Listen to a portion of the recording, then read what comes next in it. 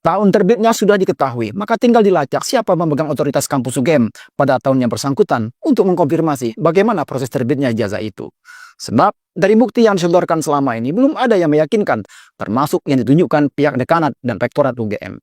UGM pun terkesan keteteran dan jauh ketinggalan menghadapi bukti dan fakta yang diungkap oleh publik. Sobat The Press, bila ijazah Jokowi ini terbit tahun 1985, maka rektor UGM pada saat itu adalah Profesor Teguh Yaakob, seorang guru besar emeritus dalam bidang antropologi ragawi Universitas Gadjah Mada. Ia dikenal sebagai Bapak Paleontropologi Indonesia dan melakukan penelitian berbagai fosil yang ditemukan di berbagai tempat di Pulau Jawa. Profesor Yaakob merupakan pemrakarsa pendirian Museum Trinil yang berada di Ngawi, Jawa Timur. Adapun tahun 2012 ada dua rektor UGM yang menjabat tahun itu. Pertama, Profesor Sujarwadi yang menjabat sebagai rektor UGM sejak 2007. Kemudian digantikan oleh Profesor Dr. Pratikno yang dilantik sebagai rektor pada 16 Juli 2012. Pratikno adalah guru besar ilmu politik UGM yang meraih gelar Dr. Political Science di Flinders University Australia tahun 1997. Profesor Pratikno kemudian mengundurkan diri pada 24 November 2014 setelah diangkat menjadi Menteri Sekretaris Negara selama 2 periode di era pemerintahan Presiden Joko Widodo. Di Kabinet Merah Putih sekarang, Pratikno dipercaya sebagai Menteri Koordinator bidang pembangunan manusia dan kebudayaan. Sobat The Press, kuasa hukum Jokowi, Yakub Hasibuan mengumumkan bahwa Jokowi tidak akan menunjukkan ijazahnya kepada siapapun tanpa ada perintah pengadilan. Kami tidak akan menunjukkan ijazah asli Pak Jokowi, kecuali berdasarkan hukum dan dimintakan oleh pihak-pihak yang berwenang seperti pengadilan, ujar Yakub dalam konferensi persnya Senin 14 April 2025. Namun, 2 hari setelah itu, Rabu 16 April 2025, Jokowi menunjukkan ijazahnya kepada sejumlah wartawan yang biasa standby di rumahnya di Solo, Jawa Tengah. Wartawan yang melihat ijazah itu disyaratkan tidak boleh mengambil gambar atau video ijazah tersebut.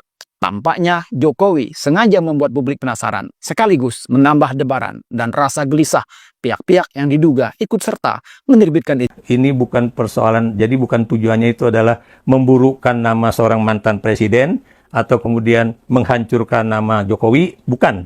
Tapi ini adalah persoalan kejujuran, persoalan etika akademik, persoalan moral, karena persoalan-persoalan ini belakangan ini boleh dikatakan mulai hilang di republik yang kita cinta ini.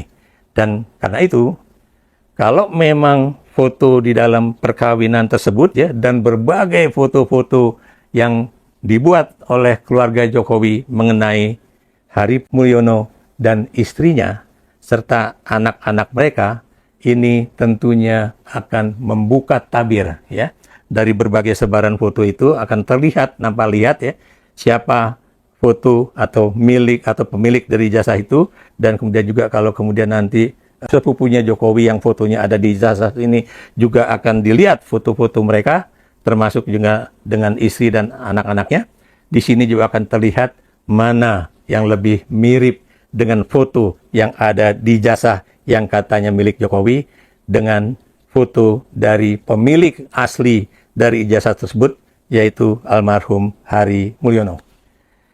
Memang dua-duanya sama-sama memiliki nama Mulyono. Cuma yang satu pakai Hari Mulyono, yang satu hanya Mulyono yang kemudian berganti nama menjadi Joko Widodo ataupun Jokowi. Mudah-mudahan dengan selesainya masalah ini ya, dan Presiden Prabowo juga harus kemudian menegaskan kepada pengadilan nantinya ya, atau kepada Bareskrim Mabes Polri ataupun kepada penyidik di Polda Metro Jaya, lakukanlah tugas-tugas penyidikan Anda secara benar ya. Karena memang kejujuran itu suatu hal sangat mahal. Tapi dengan kejujuran ini kita akan bisa membawa arah masa depan Indonesia ke arah yang lebih baik, yang lebih cerah, yang lebih adil, dan lebih segala-galanya. Ya, halo teman-teman, kembali bersama saya di channel Indonesia 2045 yang membahas seputar politik, pendidikan, hingga budaya. Ya, pada video kali ini tentu kita jelas mendengar tetap soal isu dugaan atau tuduhan ijazah palsu Presiden ke-7 Republik Indonesia Joko Widodo. Sampai saat ini keadaannya sangat genting sekali ya. dan bahkan sudah dibawa ke ranah hukum, dan banyak pihak yang meminta agar ijazah yang diklaim asli yang dipegang Pak Jokowi itu agar muncul ke permukaan dan diuji secara digital forensik untuk mencari tahu kebenaran, benarkah palsu atau aslinya ijazah Presiden ke-7 tersebut. Ya tentu kita belum tahu kebenarannya karena ini masih dalam tahap proses. Ya, masih proses teman-teman ya, masih proses. Kita sabar ya. Sabar menunggu informasi valid yang sebetulnya kalau memang seandainya benar asli, apakah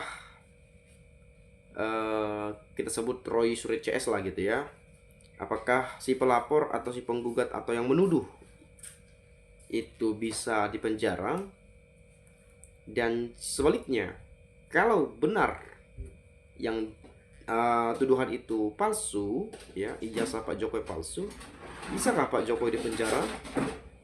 Nah, nanti teman-teman bisa jawab sendiri dan simpulkan ya di komentar pada video ini. Tetapi kita tidak terlalu jauh mengarah ke sana karena saya rasa teman-teman juga sudah banyak sekali mendengar penyampaian dari cuplikan video sebelumnya. Tentu itu menjadi sebuah pemahaman baru bagi kita ya, sebagai pembelajaran terkait persoalan-persoalan yang terjadi di tengah-tengah negeri ini teman-teman ya. Nah, kalau saya melihat bagaimana penilaian, pendapat, dan pemikiran teman-teman kita di komentar pada video ini, saya akan coba sampaikan kepada Anda, dan kita akan bahas bersama-sama di sini. Kita akan ulas dan diskusikan secara bersama. Saya coba awali dari bait 8. Demi keadilan, kebenaran, dan kejujuran, maka sesungguhnya harus dibongkar dan dituntaskan hingga meja hijau. Para pejuang pencari kebenaran dan kejujuran, tetaplah semangat tanpa pamrih, supaya terbuka tabir yang terselubung selama ini, sehingga rakyat yang terpecah belah kelak bersatu kembali. Jadi kita sebetulnya jangan sampai ada perpecahan ya, apalagi antar rakyat Indonesia. Apalagi kita sesama rakyat Indonesia, jangan kita mau diadu domba oleh pihak-pihak tertentu atau oknum-oknum tertentu untuk kepentingan-kepentingan mereka yang memang secara yang belum kita sadari gitu ya. Kalau misalnya ada, tapi jauh-jauh lah ya, tapi ya sebetulnya banyak sih yang saya dengar-dengar, ada yang ngadu domba lah, ada itulah inilah dan lain-lainnya. Tapi ya saya yakin kita sebagai masyarakat Indonesia sudah cerdas, sudah bisa menilai, melihat, mendengar informasi yang beredar, dan dari sanalah kita dapat menyimpulkan nantinya. Tetapi menyimpulkan ini harus tahu lebih dalam dulu bagaimana kebenarannya, tidak asalnya menyimpulkan ini itu dan lain-lain gitu ya. Harus betul-betul kita menerima informasi, mengkaji lagi ya, mendengarkan lagi ya, tergantung bagaimana masuk ke akal atau tidaknya penyampaian dari pihak-pihak tertentu ya. Itu menjadi sebuah penilaian tersendiri bagi kita ya. Saya rasa nggak perlu disampaikan lah ya. Nah, kemudian adili segera Jokowi dan Gibran tentang ijazah palsunya agar negara tidak gaduh dan bubar ya. Jadi ini dianggap bikin gaduh nih. Tapi kita nggak tahu siapa yang bikin gaduh, Pak Jokowi atau pihak yang menggugat atau yang menuduh bahwa ijazah Jokowi itu palsu. Padahal sebetulnya yang bisa mengklaim ijazah Pak Jokowi asli ya Pak Jokowi gitu ya, atau pihak UGM ya,